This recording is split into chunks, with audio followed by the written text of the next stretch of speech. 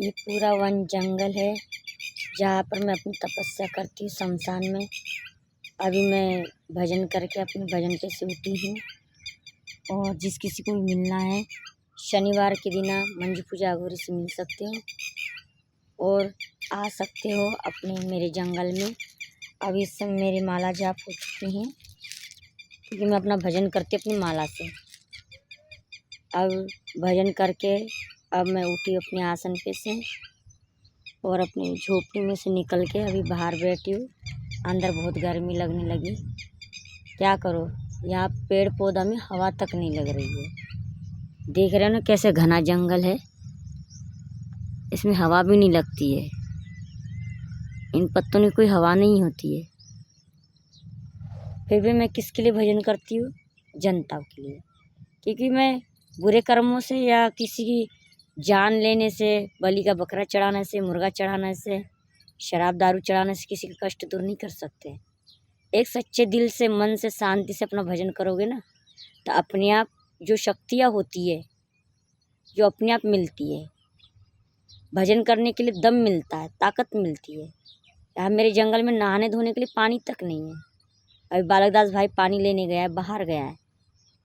मैं अकेली बैठी यहाँ पे क्योंकि इस जंगल में पानी की भी सुविधा नहीं है। ऐसी कठिन परीक्षा पे हम अपना तप साधना करते हैं। अब क्या करें, ये एक संसार के लिए करना है। साधु संत के लिए क्या बोला जाता है, जैसा मिले तैसे भावे। भगवान का भजन करना है तो दुख भी मिलता है, सुख भी मिलता है, दोनों का है जोड़ा। और तुम सुखी सुख चाहोगे, दुख कौन झेलेगा?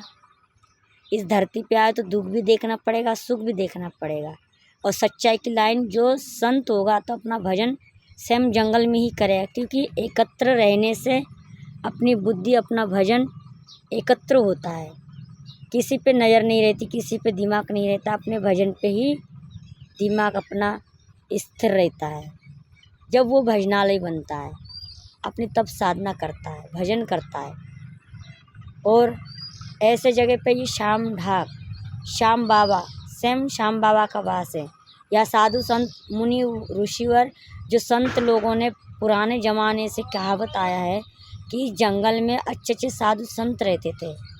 यहाँ सिर्फ संत का वासा होता है। जो सच्चा संत होगा वही जंगल में वास करेगा, शमशान में वास करेगा। क्योंकि सच्चे संत को आवश्यकता नहीं होती किसी चीज़ की, वो अपने आप हो जाता है।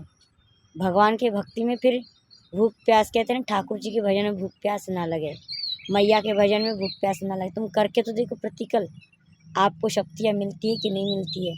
पूजा अघोरी ने सच बताया, भजन करने से ही कष्ट हटता है। जय माता दी। जिस किसी को भी मिलना है मंजू पूजा अघोरी से शनिवार को पूछरी का लोटा पे मिल सकते हो। और इस समय मैं अपने जंगल में ही हूँ। और फिर बाद में मत कहो कि मैया कहाँ चली गई, क्योंकि मुझे कोई भी बुला लेता, किसी के भी घर पे जाके मैं काम कर सकती हूँ।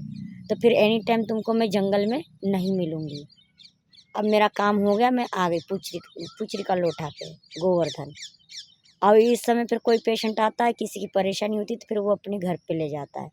जो मेरे पास आएगा उसका दुख जरूर कष्ट हरूँगी, ये मेरा वादा है। क्योंकि अघोरी कभी झूठ नहीं बोलता है। संसार भूल जाएगा पर अघोरी शमशान का भूत कभी झूठ नहीं बोलेगा। क्योंकि उसे सत्यता पे चलना होता है। मरगट काली की जो साधना करता है वो कभी झूठ नहीं बोलेगा, क्योंकि फिर उसकी शक्तिहीन हो जाएगी। भजन करना है तो एक साइड पे ही भजन किया जाता है, एकांत में।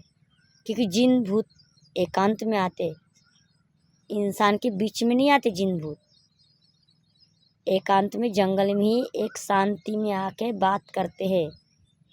कभी बात करके तो देखो जिन भूतों से, जब भी तो पता लगेगा कि जिन भूत होते हैं कि नहीं होते हैं। परंतु उसके लिए कठिनाई, तपस्या करनी पड़ती है, तप साधना करनी पड़ती है। जब संत बनोगे, भजन करोगे, जब वो आत्मा तुमको मिलेगी। जय माता दी।